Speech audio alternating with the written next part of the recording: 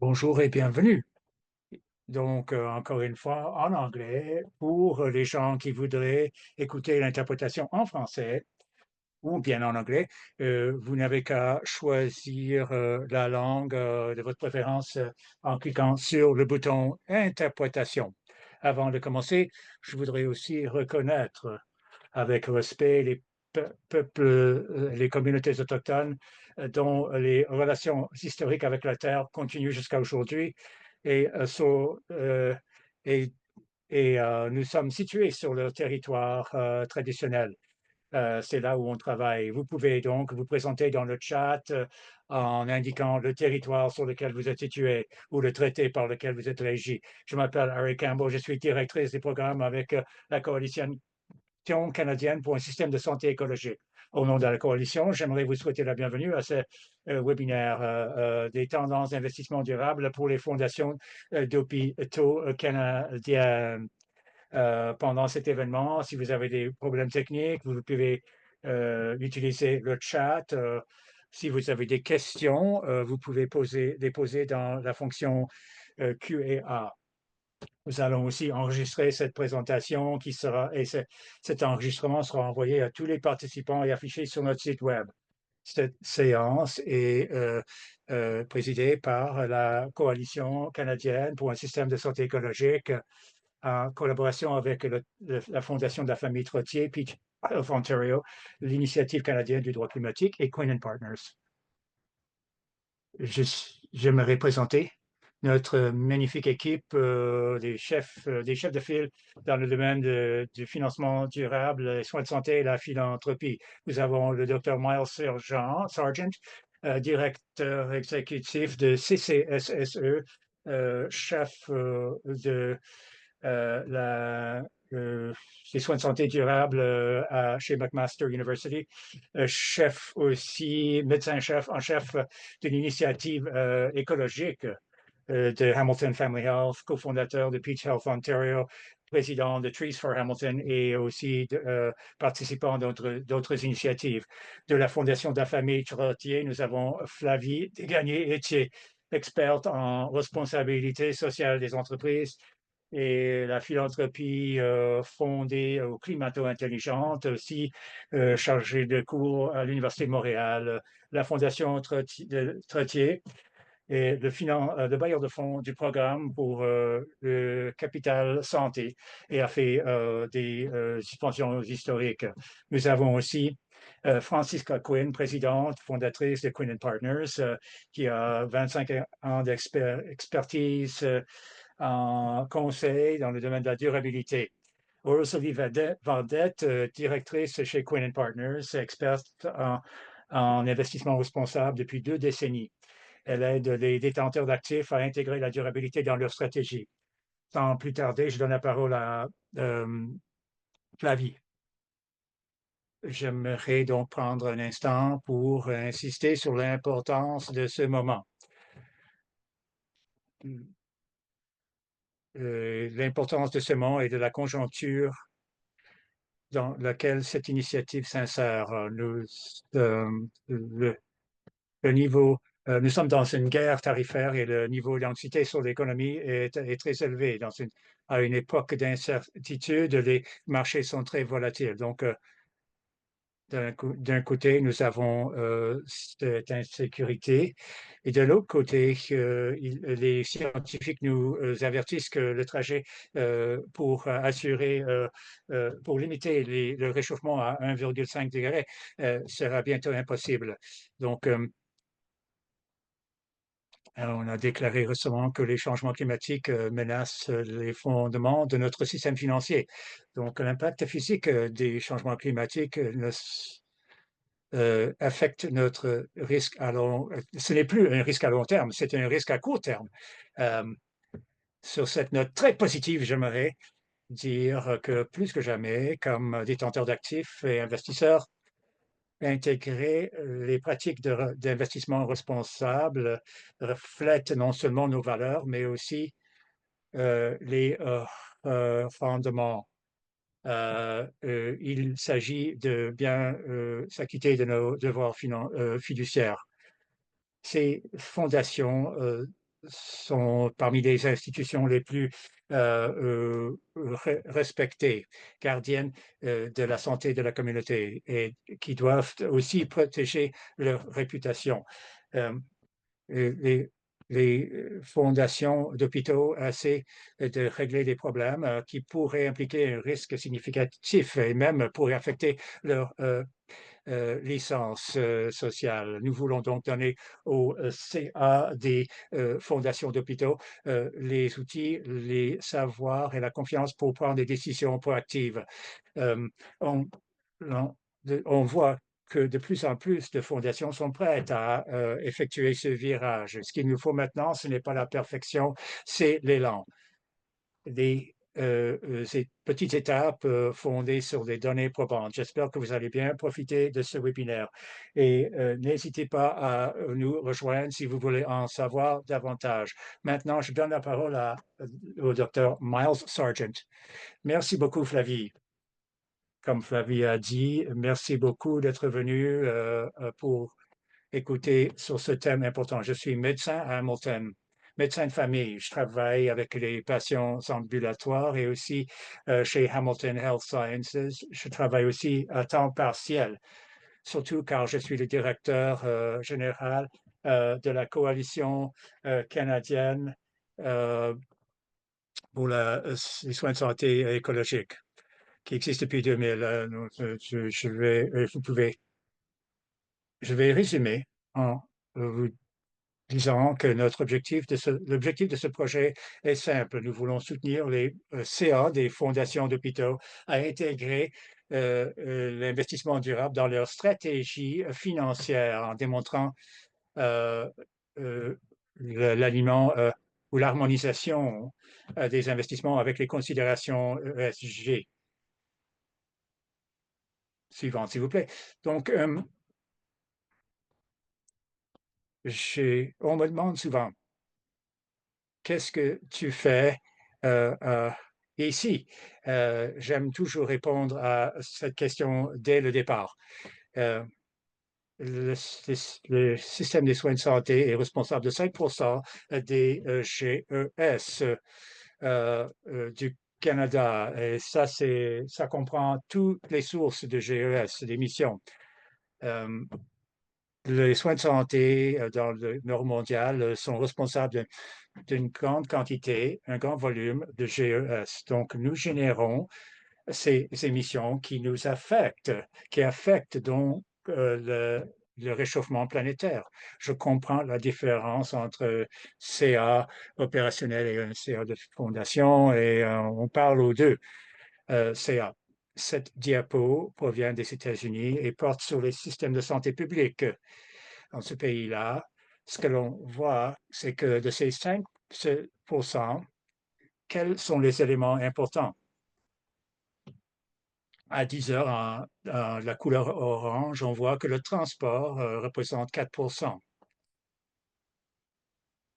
Mettons que nous représentons 5%.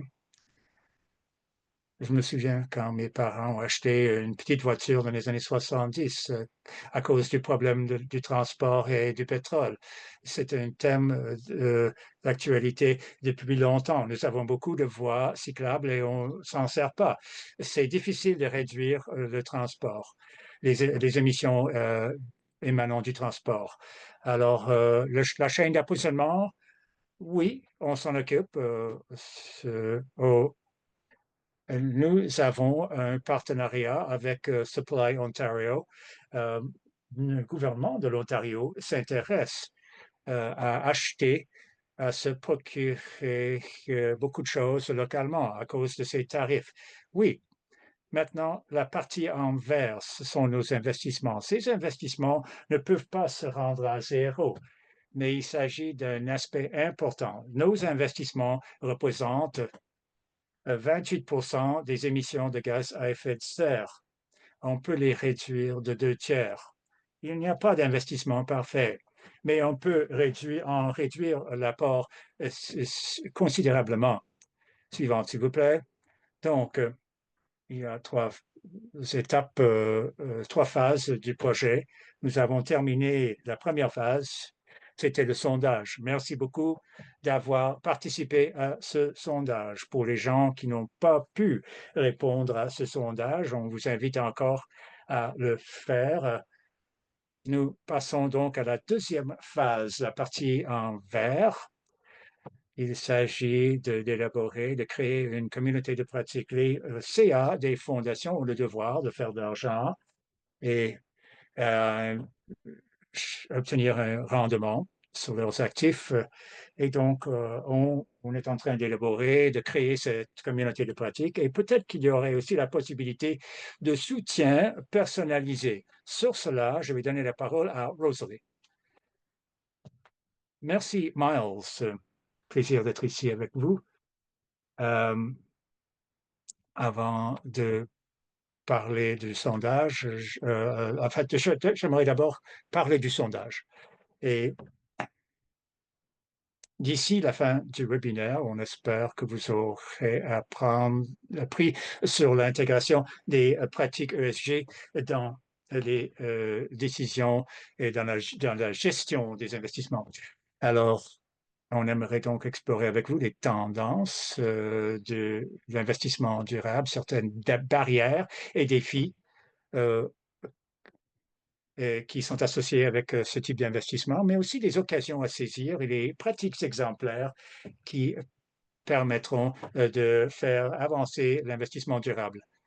Et on aimerait terminer en vous parlant des suggestions, en vous présentant des suggestions de prochaines étapes pour que vous soyez au début ou en cours de périple, donc des étapes pour poursuivre vos efforts.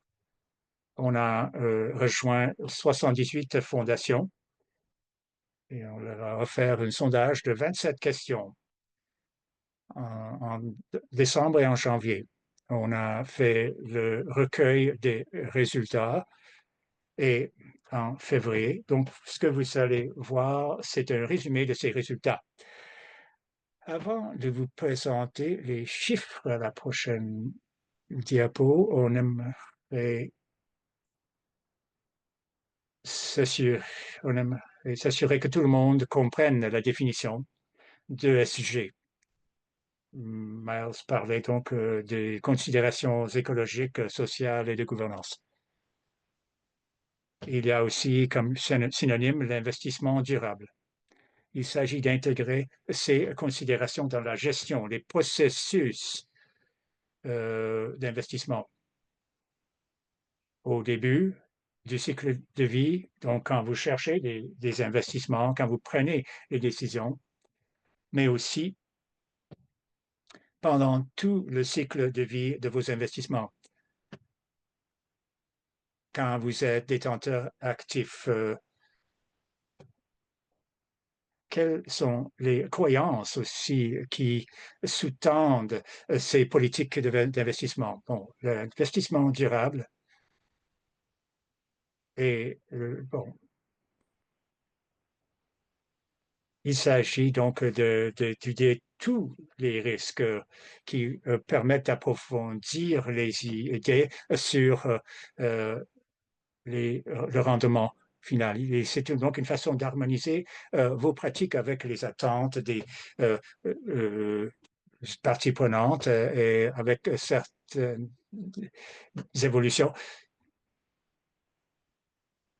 Donc, quand on parle de SG, il s'agit de quoi au juste? Vous voyez dans la colonne de droite certains exemples.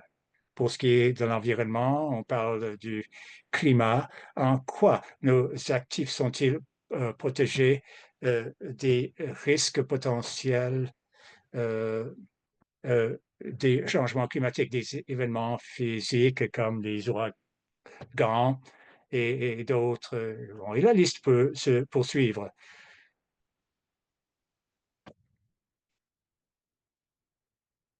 L'investissement durable peut aussi se référer à l'impact.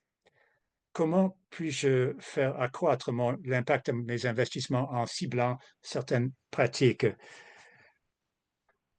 qui pourront donc finalement se transformer en stratégie d'investissement. Mais ça, on va pas trop en dire. On va donc parler du sondage. Voici donc, pour commencer, le profil des sondés. Euh, Nous avons envoyé le sondage à 78 fondations pour un taux de réponse de 33. Vous voyez ici le détail de ces sondés par euh, volume d'actifs sous gestion. Vous voyez les fondations qui n'ont pas dit, moins de 10 millions, de 10 à 50 millions, de 50 à 100 et plus de 100 millions.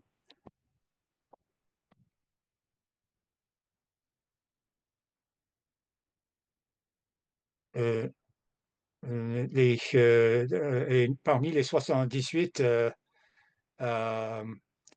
euh, sondés, il y a les principaux, les premiers 70 fondations canadiennes qui gèrent plus de 9,6 millions, 6 milliards de dollars en actifs. Et nos sondés, c'est-à-dire les gens qui ont répondu, les répondants, représentent une bonne partie de ce capital. Les 2 tiers de ces fondations, de ces répondants sont en Ontario. Euh, c'est donc quelque chose qui est en lien avec les efforts de réellement vers les participants à l'initiative de capital en santé. Euh, euh, on voit que environ 70% des répondants se trouvent dans ces 2 fourches de 50 à 100 millions et plus de 100 millions. Nous, on croit donc que les répondants représentent quand même la base de toutes les fondations d'hôpitaux au Canada. On passe à la suivante, s'il vous plaît. Alors, avant d'approfondir la, euh, la question de la structure des fondations, on voudrait vous parler un peu plus des conséquences des décisions. Donc, permettez-moi de décrire ces modèles d'investissement. Dans la première colonne, la deuxième colonne, c'est donc quand c'est un modèle où la gestion va sous-traiter ces investissements à un gestionnaire. Donc donner des directives aux gestionnaires sur la bonne façon d'investir selon la politique d'investissement. À, à l'autre côté, dans la dernière colonne, nous avons le modèle où les investissements sont gérés à l'interne. Cela veut dire que la fondation aurait des employés qui prennent ces décisions d'investissement individuelles. Euh, Bien sûr que la fondation demeure responsable de sa politique d'investissement et du recrutement de ses employés. Et ensuite, dans les colonnes du centre, nous avons le modèle hybride où une partie des actifs est gérée par des gestionnaires externes et d'autres à l'interne. Peut-être que vous auriez, par exemple, vous avez une équipe qui est spécialisée à l'interne, qui est spécialisée en obligations, tandis que les actions sont données en impartition. Ensuite, vous avez un modèle dans la troisième colonne, donc la colonne du milieu, où vous avez un chef d'investissement qui est, euh, qui est engagé à l'externe et c'est avec cette personne que vous allez partager certaines directives. Cette firme va vous aider à choisir les actifs ou les investissements pour vous. Peu importe le modèle que vous choisissez, le CA de la Fondation demeure responsable de la politique d'investissement qu'il aura adopté et qui définit la gestion du capital, la répartition des actifs et les paramètres de tout ça. Maintenant, je donne la parole à Francisca, qui va vous expliquer davantage les réponses au sondage. Oui, d'accord. On va vous parler de ce que le sondage nous dit sur les pratiques courantes euh, des fondations et en matière de l'intégration de l'ESG et des considérations climatiques. Donc, je vais parler de leur prise de décision et quels sont les facteurs qui sont pris en considération. Je vais parler de certains leviers ou moteurs et certaines barrières aussi à l'intégration de ces éléments. Pour les modèles d'investissement, nous travaillons, Rosalie et moi, depuis beaucoup d'années pour aider les investisseurs à intégrer les considérations en matière du climat. Le sondage indique que la majorité des fondations ont confié leur gestion à une firme externe, dans 69%, dans 19% ont aussi un gestionnaire externe, 12% ont adopté un modèle hybride et 0% ont un modèle de gestion à l'interne. Donc, il s'agit de 88% qui ont adopté un modèle d'investissement indirect.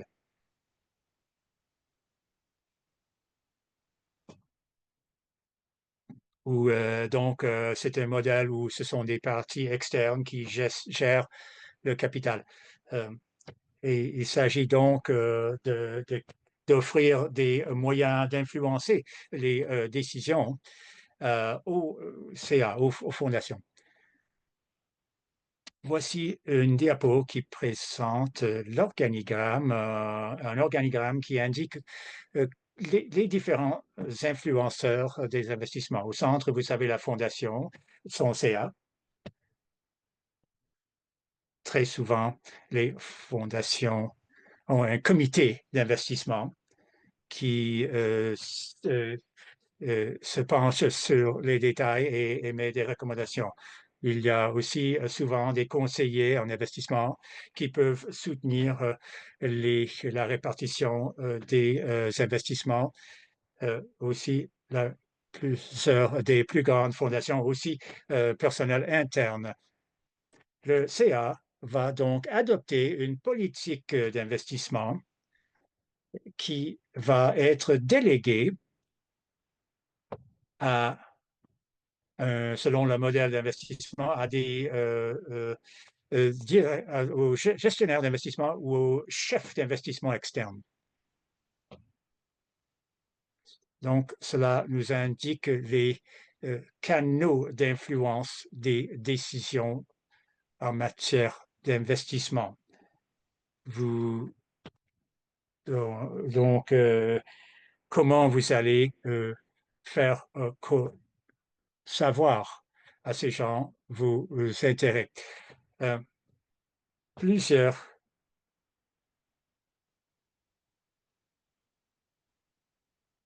fondations ont aussi une politique en matière de SG complémentaire. Dans le sondage, nous avons demandé qui participe à la prise de décision en matière d'investissement, que ce soit la décision de choisir des gestionnaires externes ou autres. Le principal décideur sera le CA ou son comité d'investissement. Nous savons aussi que 96% des répondants ont une politique d'investissement.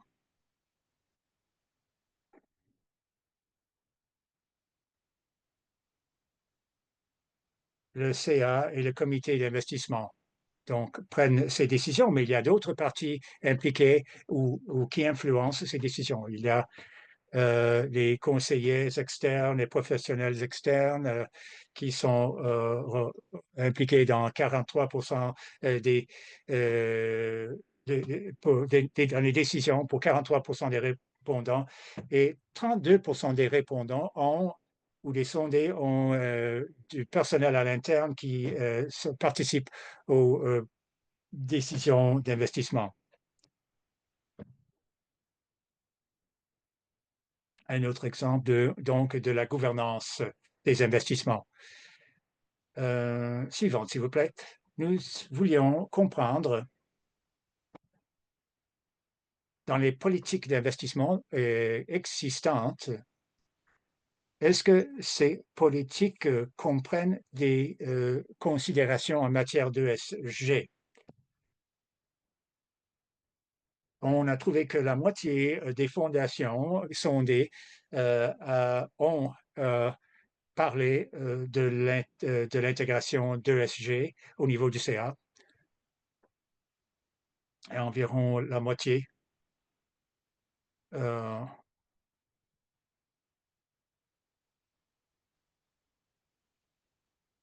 affirment qu'ils ont de l'expertise au niveau du CA ou du personnel.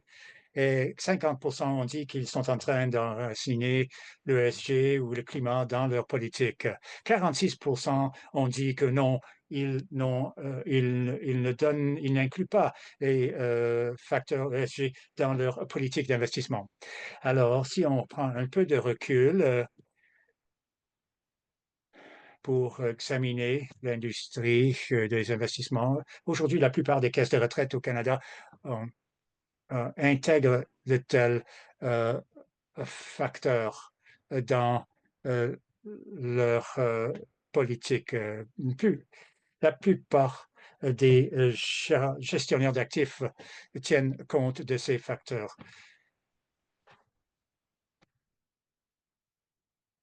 Dans le dernier mise à jour la dernière mise à jour sur le marché, 71% des gestionnaires du capital au Canada tiennent compte de ces facteurs ESG.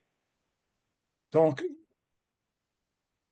il se peut que les fondations, que le reste de l'industrie ait une longueur d'avance sur les fondations d'hôpitaux. Ensuite, à la diapo suivante, on a demandé si le climat est un facteur dont on tient compte dans les politiques d'investissement. Et 71% disent que oui, on tient compte. Euh, non, que 71% ne tiennent pas compte des risques climatiques. Une autre question porte sur l'existence d'un processus pour intégrer les risques climatiques et aussi des occasions, ceci avec le climatique, dans leurs décisions d'investissement ou la sélection de gestionnaires. 80% ont dit que non. Donc, il y a une occasion à saisir ici. On sait que dans beaucoup de pays, dont le Canada, les banques centrales, les autorités réglementaires et même le Conseil de la stabilité financière tiennent compte des changements climatiques et reconnaissent ces changements comme un risque important. Donc, il y a déjà une obligation de rapport sur les risques climatiques. Donc, encore là, il y a une autre occasion à saisir pour améliorer la gestion des actifs des fondations d'hôpitaux.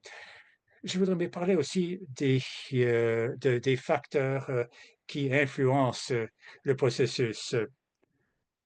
On a demandé à savoir sur ces facteurs et environ la moitié des fondations discutent d'ESG au niveau du CA, aussi du climat. Et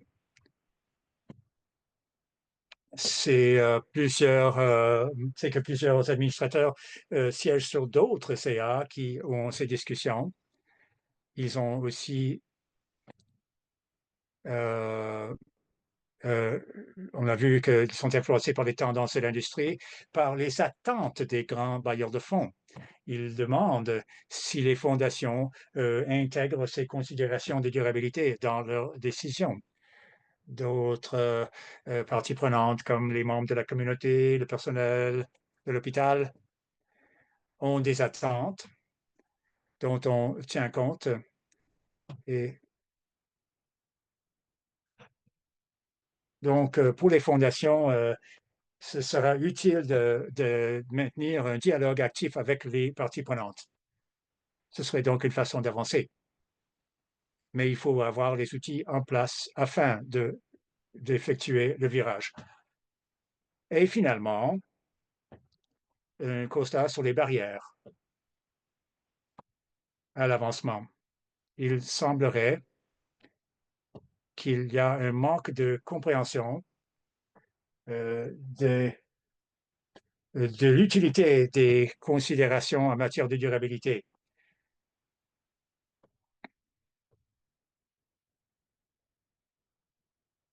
Il semble aussi que bien des gens questionnent l'argumentaire d'affaires pour l'intégration de l'investissement durable. Ils disent que, bon, peut-être que ce n'est pas la chose à faire en tant que fiduciaire. Il y a aussi, dans 50% des cas, un manque d'expertise et de savoir.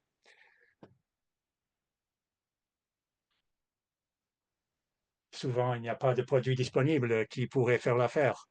Encore là, il s'agit d'une occasion pour avancer en sensibilisant les directeurs à ces questions. Voilà donc le, euh, l'utilité euh, de ce sondage. On veut offrir ces outils. La bonne nouvelle est que la plupart des grands gestionnaires d'actifs ont cette expertise et plusieurs ont des équipes à l'interne qui soutiennent des investisseurs qui voudraient investir de manière durable. Bien d'entre eux seraient ravis d'entendre leur fondation dire qu'ils aimeraient euh, se diriger vers les investissements durables. Maintenant, je redonne la parole à ma collègue. Merci. Il y a donc les facteurs d'influence et les barrières, mais nous avons aussi demandé quel soutien serait nécessaire pour les CA des fondations. Qu'est-ce qui pourrait les aider? On nous répond euh, plusieurs choses qui sont résumées dans cette diapo. Donc, quand je dis les paramètres importants ou les fondations ont insisté en 73% des cas qu'il faut insister sur les impacts financiers, donc l'argumentaire. On cherche l'information pour démontrer que les produits d'investissement durables possèdent aussi des mérites en termes de rendement. On croit aussi que c'est relié au deuxième point mentionné, c'est-à-dire qui porte sur le devoir fiduciaire, donc de diligence. C'est-à-dire que c'est une obligation en droit.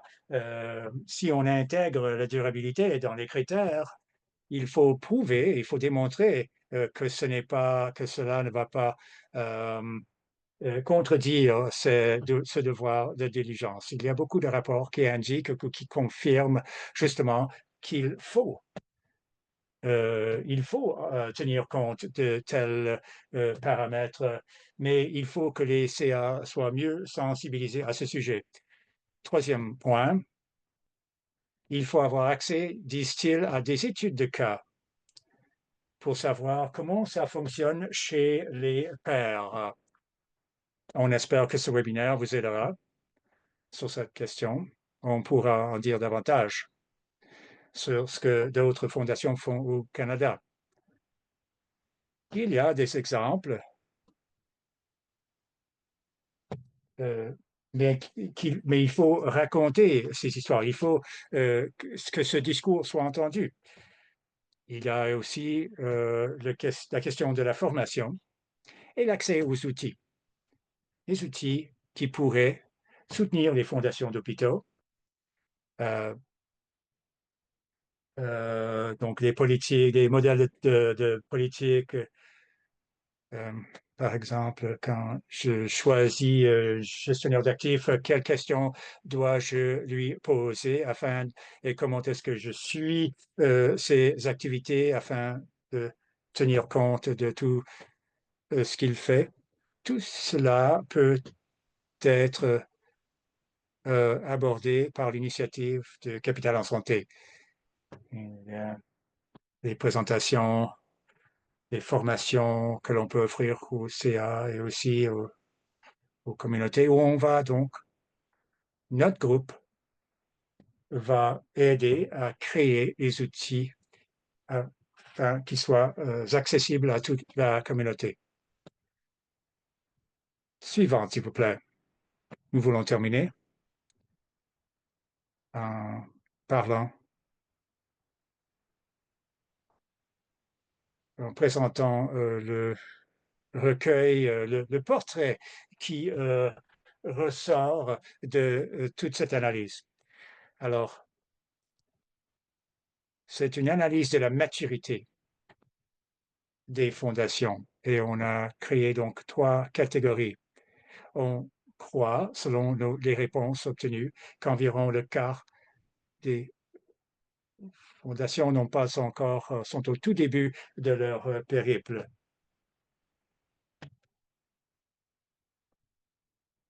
Ces discussions n'ont pas encore eu lieu dans leur comité d'investissement. Ils ne savent pas s'il n'y a pas encore de politique claire là-dessus. On croit que la moitié des fondations qui ont répondu sont justement au début de leur périple, c'est-à-dire qu'ils sont en cours de route. Elles ont commencé à faire certaines choses, mais elles ont beaucoup de choses à améliorer. Encore beaucoup de barrières dans ce groupe-là. On croit donc que le nécessaire est là et on croit aussi que le quart des répondants sont euh, déjà sont pas mal en route, sont pas mal avancés dans leur travail d'investissement durable. Mais c'est une analyse de la maturité très sommaire.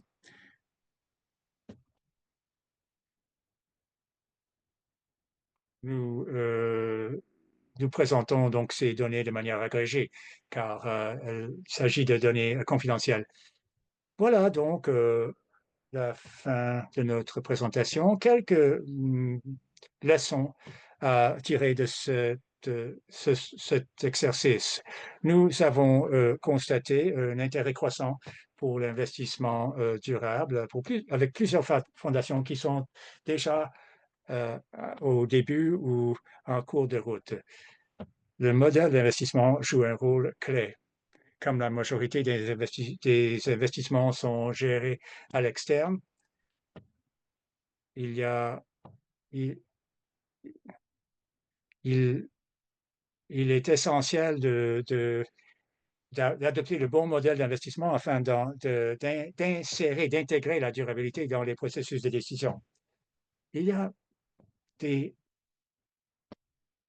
possibilités de faire avancer l'intégration, mais on comprend qu'il y a aussi beaucoup de barrières, comme le manque d'expertise et les préoccupations en matière du rendement.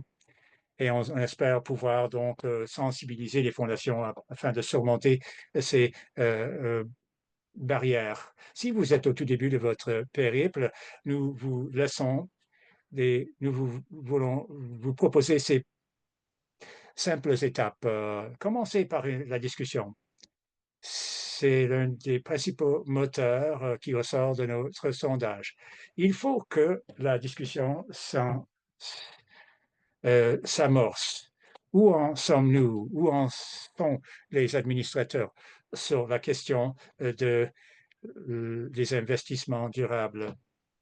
Peut-être le faire de manière structurée. Il y a un modèle de discussion qui est disponible sur le web, sur notre site web. Peut-être que cela vous permettra donc de présenter un argumentaire pour bien comprendre les moteurs des investissements et aussi les rendements possibles. Il s'agit donc d'axer et de fonder cette discussion non pas sur les mythes, mais sur les faits. Peut-être que cela permettra donc d'intégrer dans une première étape les considérations en matière de durabilité dans votre politique d'investissement.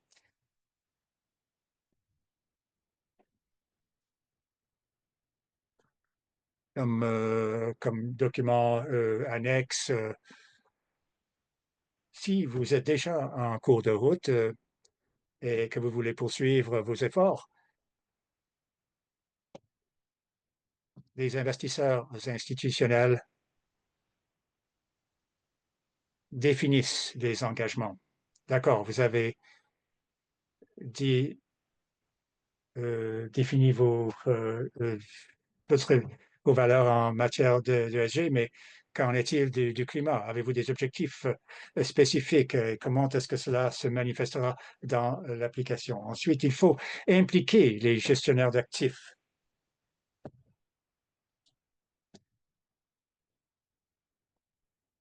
car ce sont eux qui vont appliquer vos directives.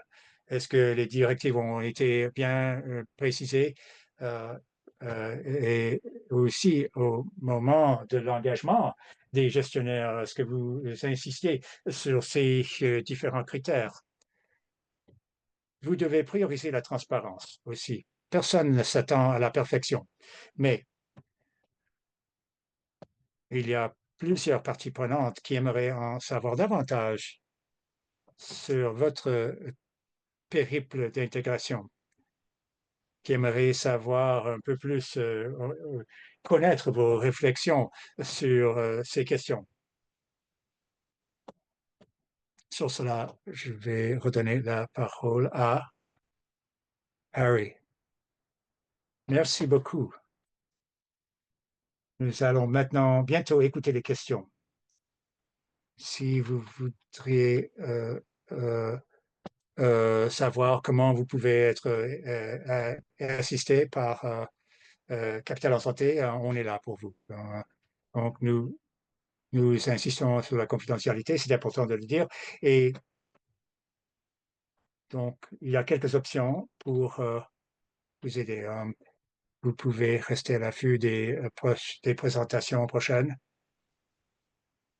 Vous pouvez donc vous joindre à la liste des invitations là, afin de gagner, d'accéder à d'autres ressources. Il y a aussi,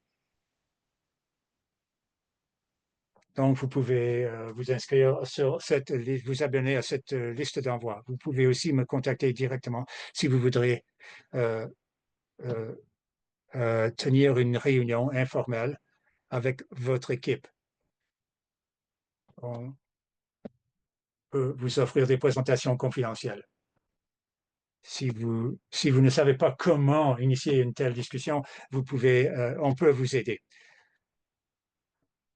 Avez-vous des questions? Vous pouvez les se poser directement dans le chat ou le Q&A. Nous allons voir s'il y a des questions. En attendant, j'ai une question pour l'équipe. Selon votre expérience, quelle est la démarche plus efficace pour lancer la discussion au niveau du CA? Comment est-ce que l'on peut s'assurer que cela mène à une action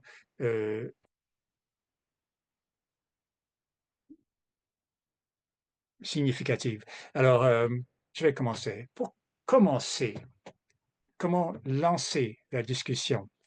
Vous pouvez donc revenir aux éléments de base. Quels sont les impacts que nous essayons d'atteindre et quels sont les écueils que l'on aimerait éviter aussi?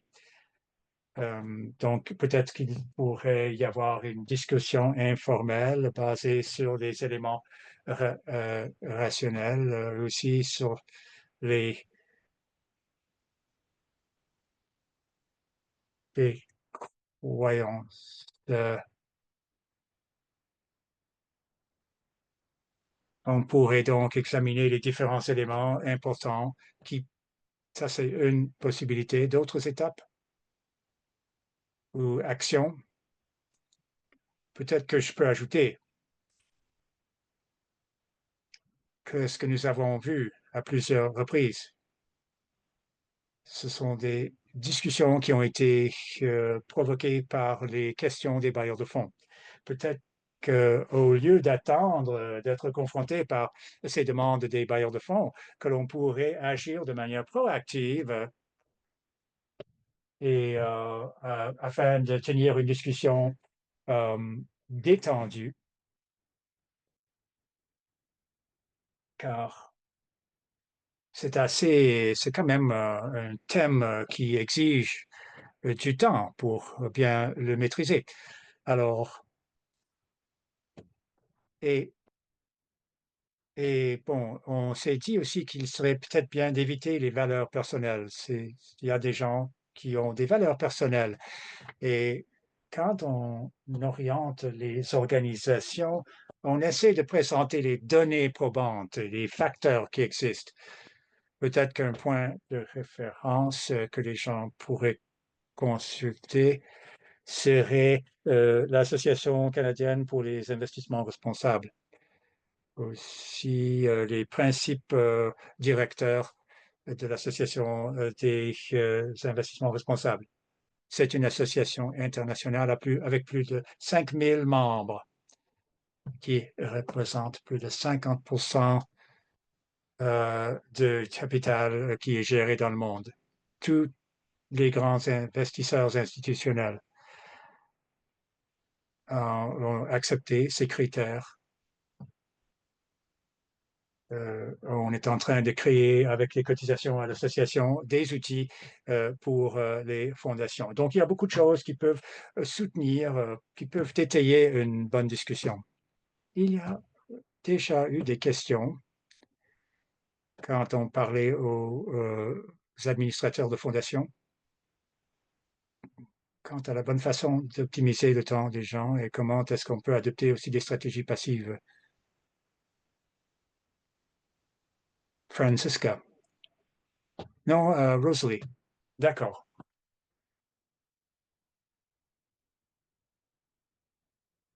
Les stratégies passives sont des produits ou des stratégies d'investissement qui sont gérées selon un indice. Donc, ce sont des actions et des obligations choisies d'avance en fonction d'un indice. Selon, par exemple, le S&P 500. Donc, pour un produit, on dit que ce sont des stratégies passives dans le sens que l'on euh, euh, euh, ce sont on ne va pas évaluer chaque investissement, chaque titre. Cela a le potentiel de donner un bon retour sur investissement. Et l'équipe de gestion n'est pas impliquée. Donc, on peut intégrer des considérations en matière de d'ESG dans les stratégies passives. Il y a plusieurs années, de tels fonds gérés par indice n'existaient pas. Mais ce n'est plus le cas. Il y en a beaucoup. La fondation d'hôpital doit demander aux gestionnaires d'investissement quelles sont les options qui existent afin de bien choisir. Pour une fondation d'hôpital qui n'a jamais examiné la question, poser la question aux gestionnaires d'actifs pourrait mener à des réponses étonnantes. Vous pourriez découvrir que certains de vos gestionnaires le font déjà, mais vous ne le saviez pas. Un exemple, plusieurs gestionnaires d'actifs aujourd'hui vont mesurer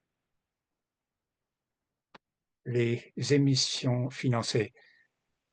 Disons donc un indicateur euh,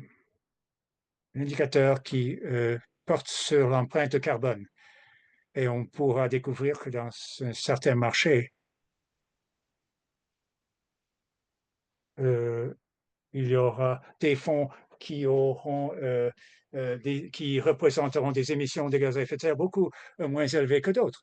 Donc, il y a des choix que l'on peut faire.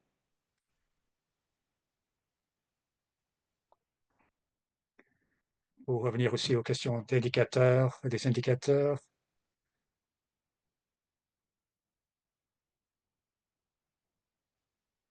cet indicateur peut vous indiquer le niveau de concentration de vos actifs face aux risques climatiques. D'accord. Il y a une question de pour Miles qui est un peu différente.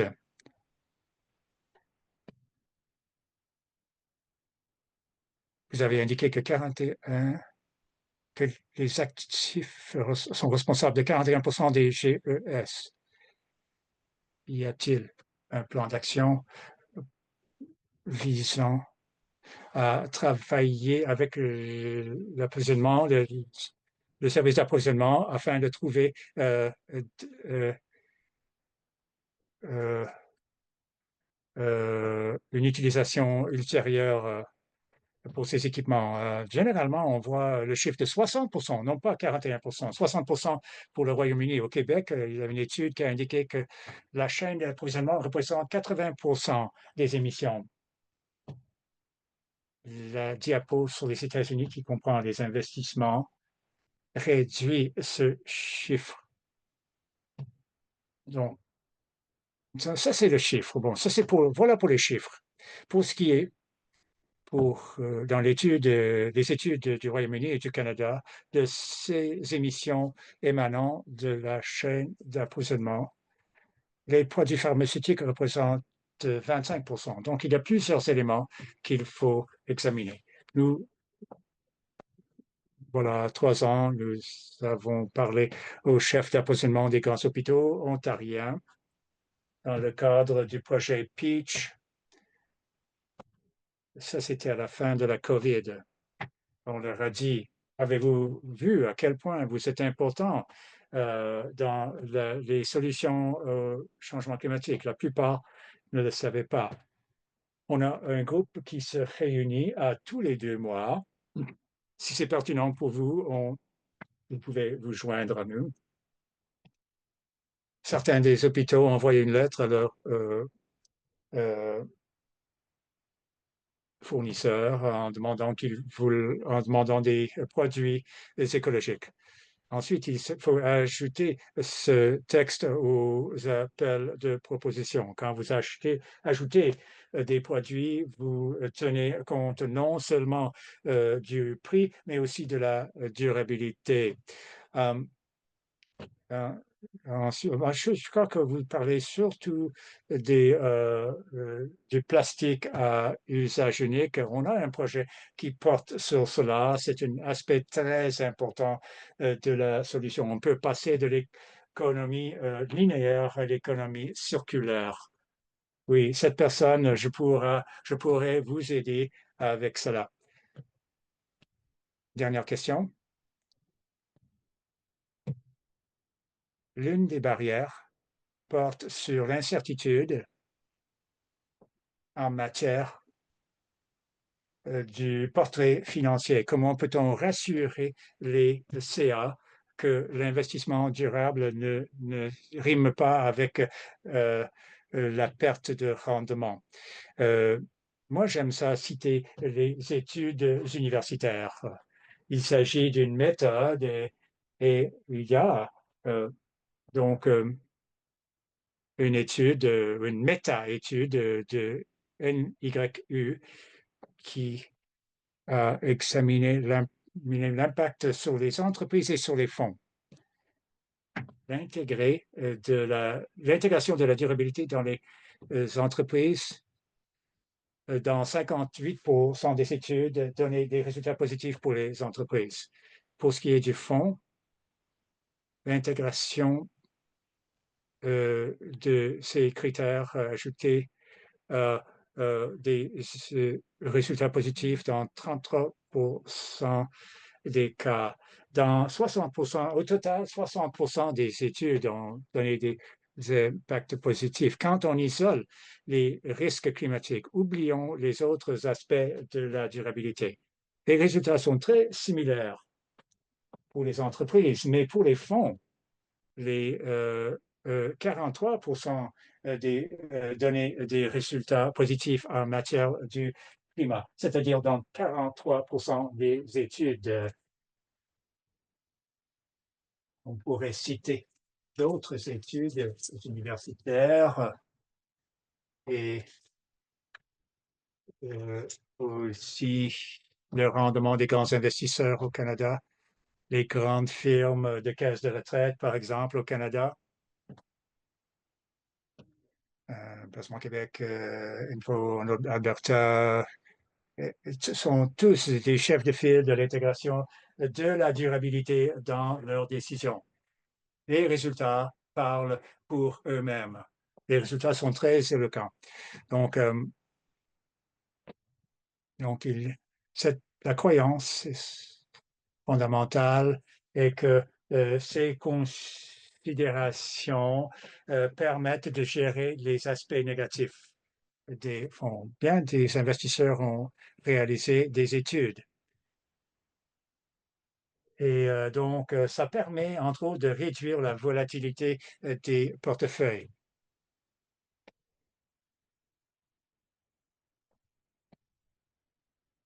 Les entreprises qui ont de bonnes pratiques en matière de durabilité accusent beaucoup moins de volatilité dans dans le cours de leurs actions. Alors, sur cela, nous allons terminer à 10h59, heure de chez moi. Donc, je vais indiquer mes coordonnées dans le chat si vous voudriez poursuivre les discussions avec nous. Alors, donc, sentez-vous libre de nous rejoindre. Nous pouvons vous offrir des consultations, soit formelles ou informelles. Merci. Bonne fin de journée.